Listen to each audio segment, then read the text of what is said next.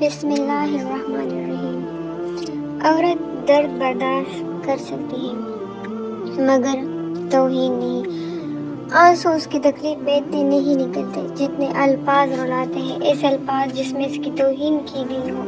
شاید اس لیے لوگ عورت کو کمزور سمجھتے ہیں کیونکہ وہ الفاظوں سے آسانی سے ٹوٹ جاتی ہے۔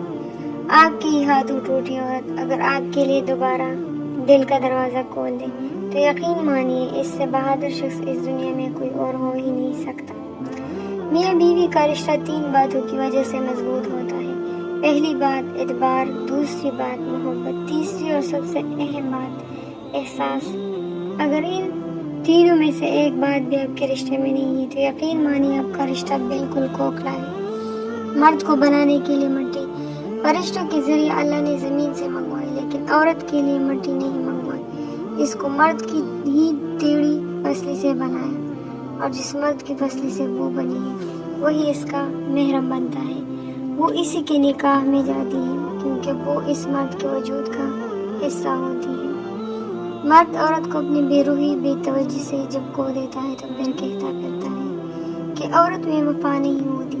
کیا سچ میں سے اپنا وہ رویہ، اپنا دھتکارتا ہوا لہجہ یاد نہیں رہتا، یا پھر اس کی انا اسے اپنی غلطی نہیں ماننے دیتی؟ والدین کے بعد میکا بھائیوں سے ہوتا ہے۔ اپنی شادی شدہ بہنوں کا حال چال کبھی کبھار پوچھ لیا کرو، کہتے کچھ بھی نہیں مگر ارمان رکھتی ہے۔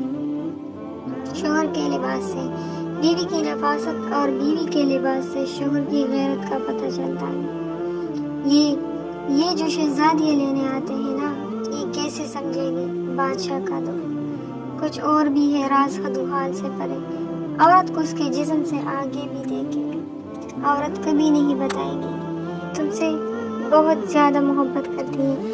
وہ ہمیشہ پہلوؤں میں بات کرتی آئی ہے، لیکن جب اسے صبر آ جائے تو دنیا میں سب سے زیادہ مشکل کام اس کے دل میں دوبارہ جگہ بنانا ہے۔ ماں باپ سے ملتی ہے شوہر کی اجازت لے کر، بیٹی بیاہ دی جائے تو حقدار بدل جاتے ہیں۔ بحیثیت ماں اپنے بیٹے کو سکھاؤں گی مر جانا، مگر کسی کی بیٹی کو خواب دکھا کر اسے مرنے کے لیے مت چھوڑنا۔ مخلص عورت توجہ کی محتاج ہوتی ہے۔ ایک مخلص عورت نہ تو مرد کی امیری سے متاثر ہوتی ہے اور نہ غریبی سے۔ وہ اس بات سے متاثر ہوتی ہے کہ مرد اسے کتنی توجہ دیتا ہے۔ جو محبت میں مخلص ہے وہ کبھی بور نہیں ہوتے، خواہ ان کے درمیان خاموشی ہی کیوں نہ ہو۔ جہاں پیار ہو وہاں انتظار کی عادت ہو جاتی ہے۔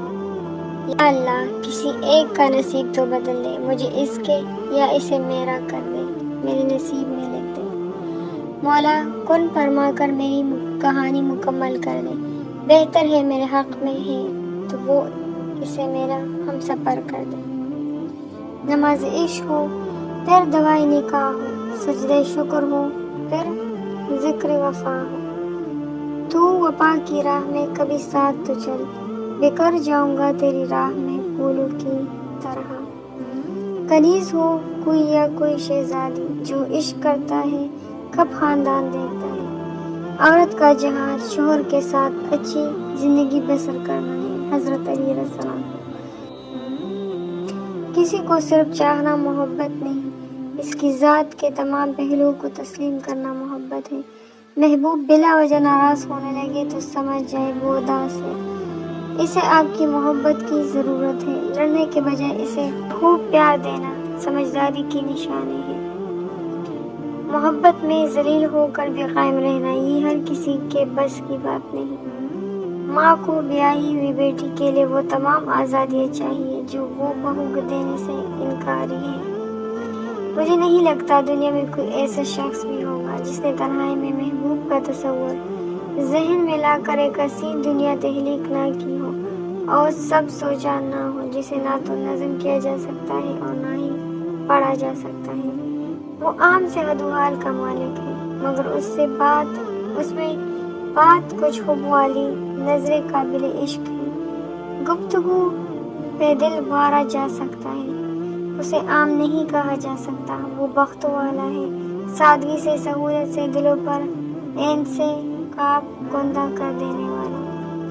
معلوم ہے جب ہم بڑے ہو جاتے ہیں تو پینسل کی جگہ پین کیوں تھمایا جاتا ہے، کیونکہ پھر غلطیوں کی گنجائش باقی نہیں رہتی زندگی میں۔ جو سسرال والے کہتے ہیں نا، بہو نے ہمارا بیٹا تعویذ کروا کے اپنے قابو میں کیا ہے، ان سے بندہ یہ پوچھے اگر تعویذ اتنا کام کرتے تو پہلے تم ساروں کو قابو نہ کر لیتے۔ جب شادی کا ارادہ کرو تو عورتیں مت ڈھونڈو بلکہ مرد ڈھونڈو، تمہیں مرد کے گھروں میں بہترین خواتین مل جائیں گی۔ جس درخت کی حفاظت شیر کر رہے ہو اس درخت پر بندر نہیں لٹک سکتے۔ زندگی سچ میں بس تبھی خوبصورت ہوتی ہے جب آپ کا ہمسفر آپ کو پیار اور عزت دونوں دے۔ یہ تھی ہمارے آج کے کچھ اقوال جو میں نے آپ لوگوں کو سنائی۔ اگر اس میں سے کوئی بھی اقوال پسند آیا ہو تو ویڈیو کو لازمی لائک کیجیے گا اور اپنے دوستوں کے ساتھ شیئر بھی کیجیے گا، اور مجھے کمنٹ کر کے ضرور بتائے گا کہ آپ لوگوں کو کیسے لگا ایک ایک کوٹس۔ پھر ملتے ہیں نیکسٹ ویڈیو کے ساتھ۔ اللہ حافظ۔